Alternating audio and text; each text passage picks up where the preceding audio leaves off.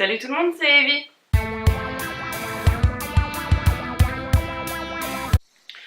Aujourd'hui on se retrouve dans une vidéo très spéciale qui n'a absolument rien à voir avec ce que je fais d'habitude. On va ni parler mode, ni beauté, ni cosmétique, ni tatouage, non du tout. On va parler d'un sujet qui peut toucher absolument tout le monde sans qu'on en ait vraiment conscience en fait.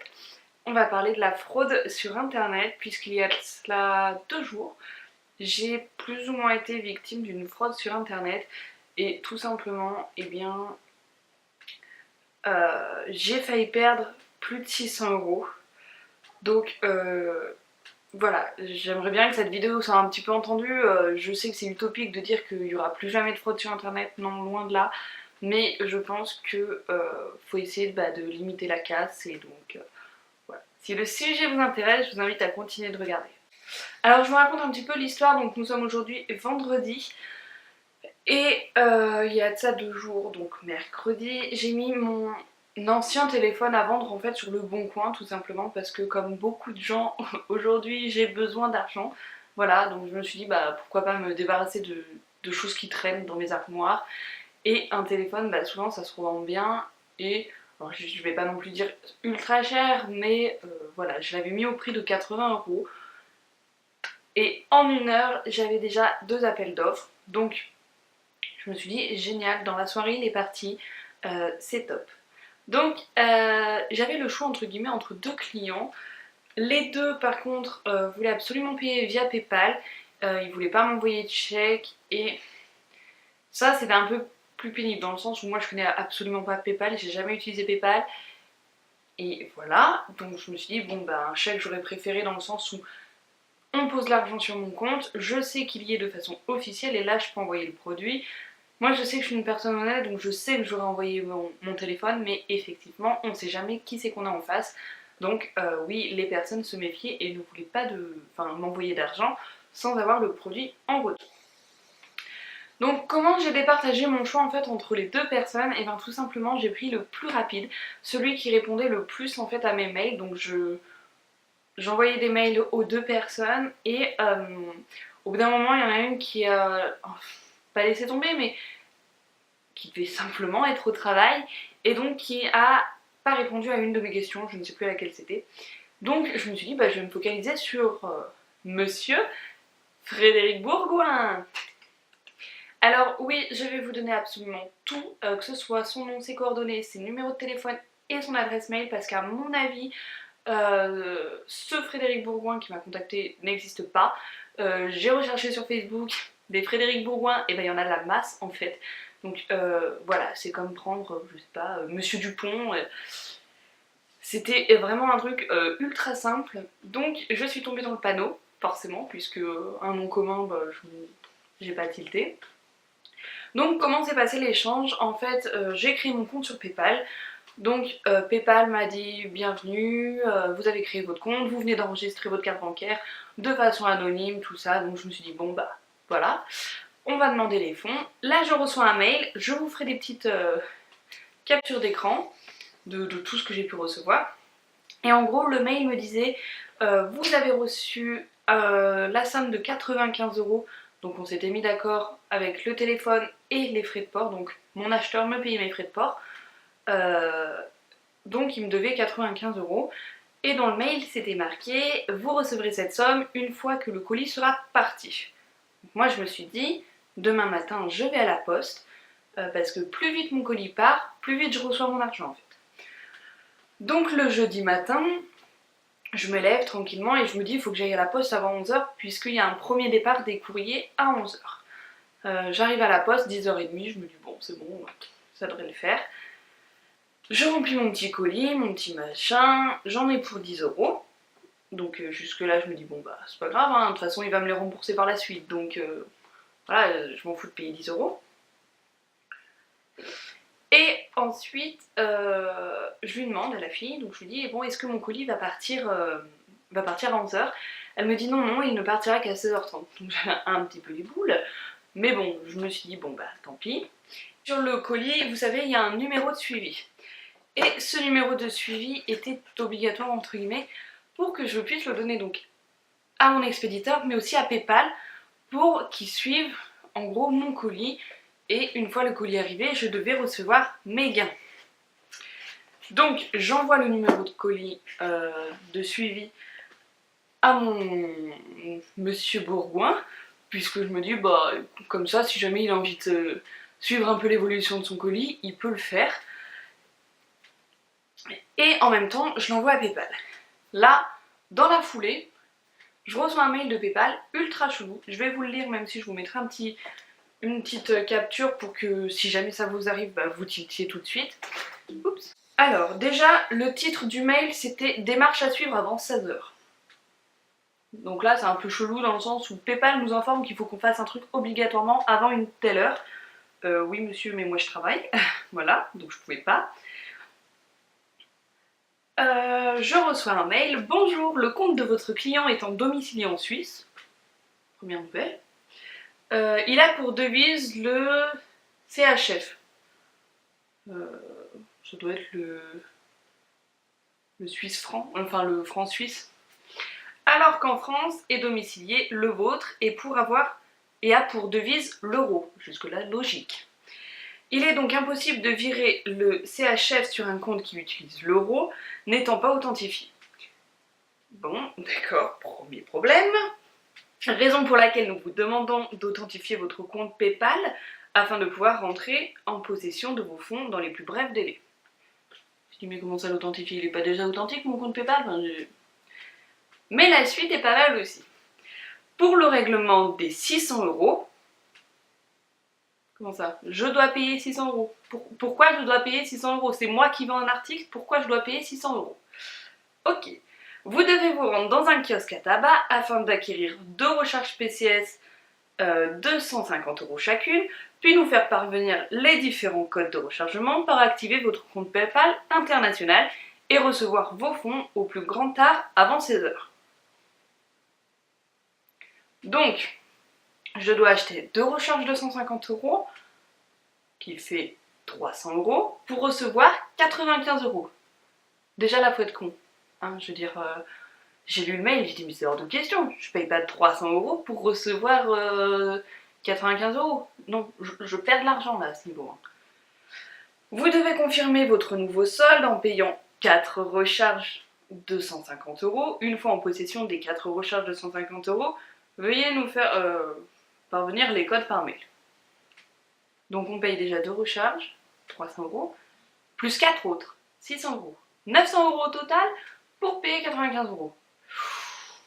Là j'ai dit oula, il y a une couille dans le pâté là, c'est pas possible. Mais j'étais au travail, donc voilà, j'envoie un mail alors que j'étais au travail à mon monsieur Bourgoin.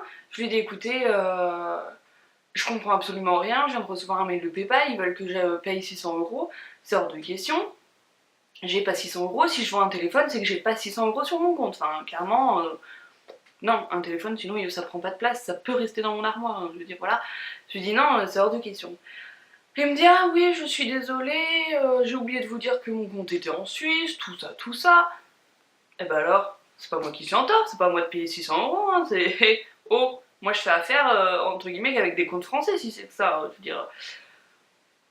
Et là, je sais pas pourquoi, j'ai senti l'entourloupe, donc je sors du travail vers 14 h. Et là, je me dis, ma cocotte, ça sent le pâté, tu vas à la poste, tu vas récupérer ton colis. Voilà, quitte à le renvoyer demain et repayer des frais de port, faut t'expliquer avec Monsieur Bourgoin et avec PayPal, là, ça va pas du tout. Donc, à 14 h, je fonce à la poste. Malheureusement, enfin, c'était pas la même dame que le matin même, donc voilà, elle m'a vu arriver en voulant récupérer un colis, ce qui est chose complètement anormale, hein, parce que en principe on ne redemande pas un colis. Donc je lui ai demandé, je lui ai dit bah voilà, j'aimerais récupérer un colis.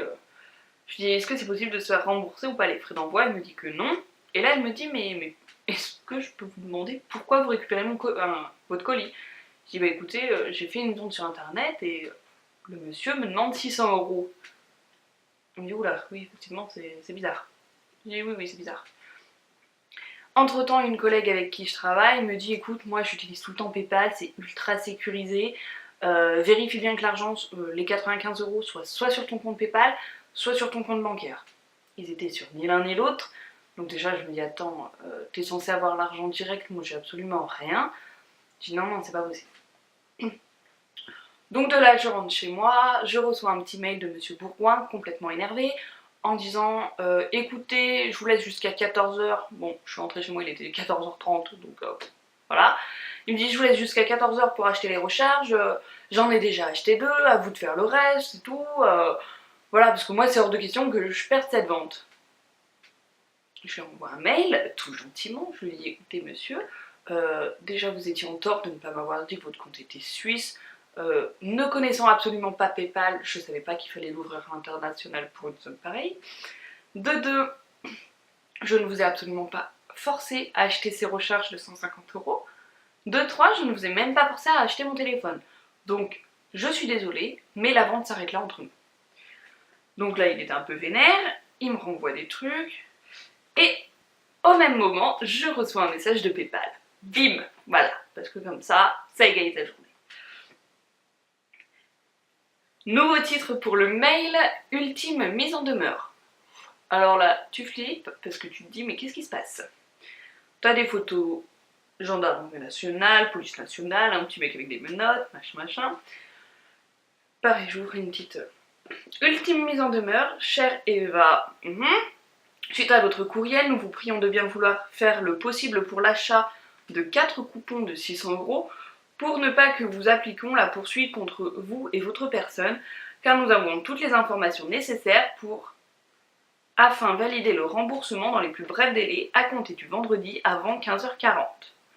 Donc en gros là, PayPal me dit, vous achetez 600 € de recharge, mais on vous les rembourse. Dans ce cas, pourquoi je dois acheter 600 € de recharge? Le client Frédéric Bourgoin est en attente de vous lire concernant le virement. Nous sommes en attente de votre... La suite est pas mal. Veuillez bien fournir les coupons PCS d'une valeur de 600 € uniquement à notre adresse serviceclientmondial@ymail.com. Par contre, si le nécessaire n'a pas été effectué, nous serons obligés de frapper fort via les médias. Ouh, j'ai peur. Les journalistes, la presse écrite. Je vais être une star du journal, c'est ça qu'on me dit? Ouais. Ainsi, vous saurez que vous serez mis en état d'arrestation indéterminé par nos services judiciaires. Et là, j'ai lu le mail et j'étais dans deux états d'esprit différents. La première, c'était la colère de me dire mais pourquoi on me force à acheter 600 €? Au pire des cas, la vente, je l'annule. Je veux garder mon téléphone, c'est tout. Enfin. Et dans l'autre, c'était la panique. Je me disais mais attendez, si on frappe chez moi, combien va arrêter, mais comment ça se passe? Là, je dis mais c'est chelou. Pourquoi PayPal me demande 600 €? C'est pas normal. Enfin, c'est... Donc, je me dis, il doit y avoir un numéro. Voilà. Je vais sur le site internet et là, je trouve un numéro. Faites-vous rappeler. Donc, tu rentres ton numéro et c'est PayPal qui t'appelle. Comme ça, toi, tu débourses rien. Je sais pas, déjà, ils veulent que je leur donne 600 €. C'est hors de question qu'en plus, je paye le téléphone. Hein? Voilà.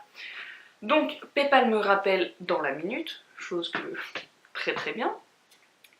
Et donc je commence à un peu expliquer mon histoire au gars.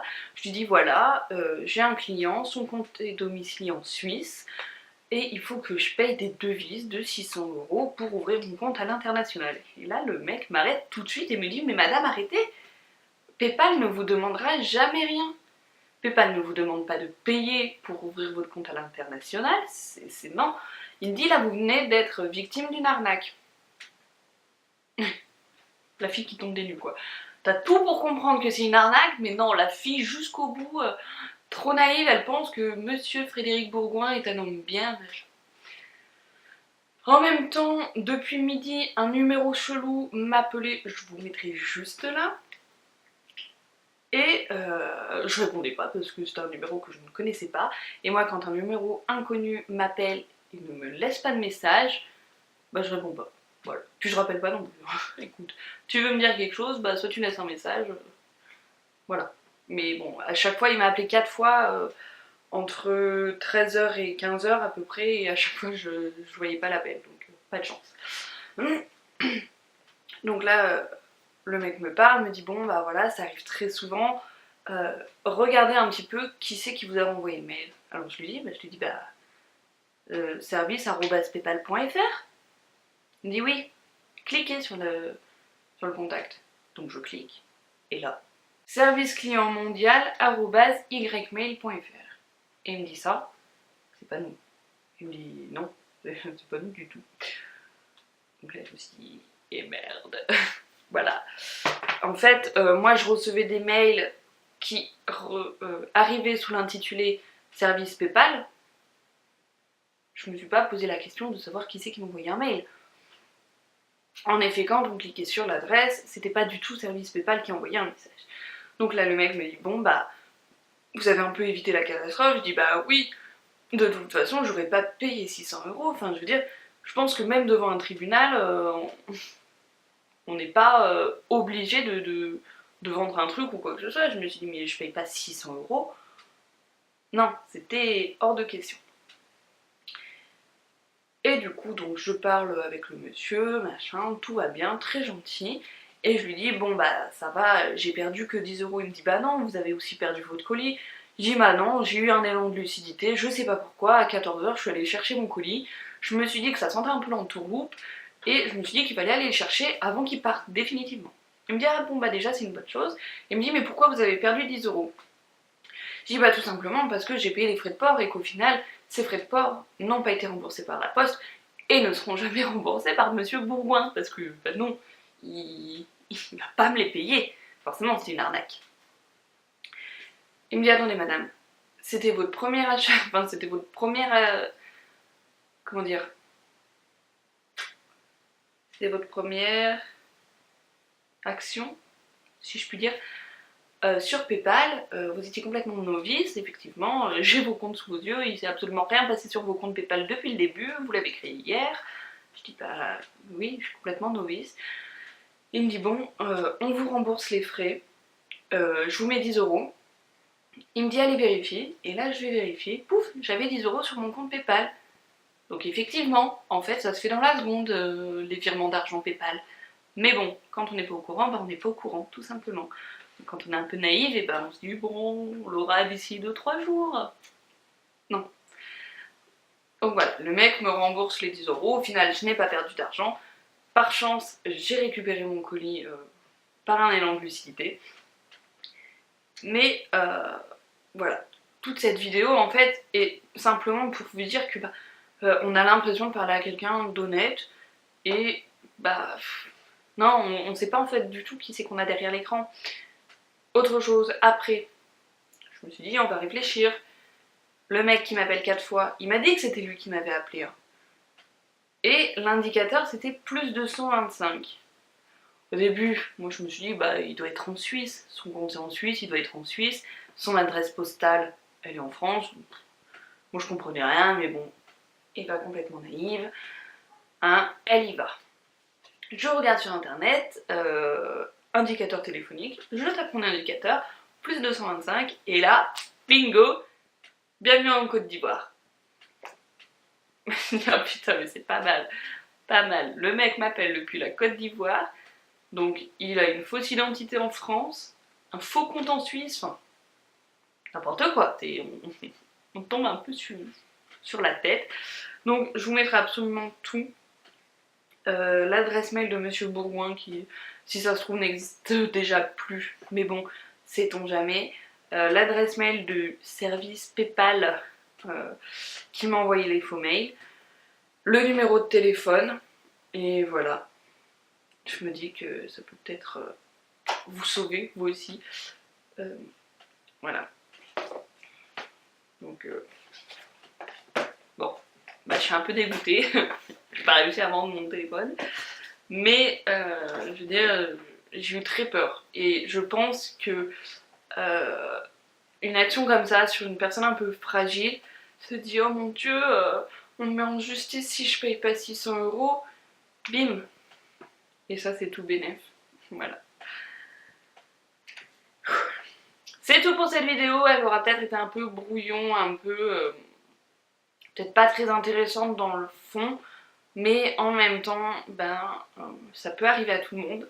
Voilà, même si moi ça fait à peu près 5 ans que je commente sur internet, que j'échange sur internet, c'est la première fois que j'ai un souci pareil. Donc voilà, ça peut arriver à tout moment et je veux simplement qu'un maximum de personnes soient informées, que ce soit contre ce monsieur Bourgoin qui à mon avis n'existe déjà plus à l'heure qu'il est, mais voilà, de la procédure en fait, de comment il fonctionne quoi. Enfin, il vous donne une fausse adresse, enfin, à mon avis ils ont une boîte postale, mais voilà, la prochaine fois je sentirai l'entourloupe. Voilà. C'est tout pour cette vidéo, j'espère qu'elle vous aura quand même plu, intéressé et pourquoi pas mis en garde. Je vous dis à très vite pour plus de vidéos. Ciao ciao.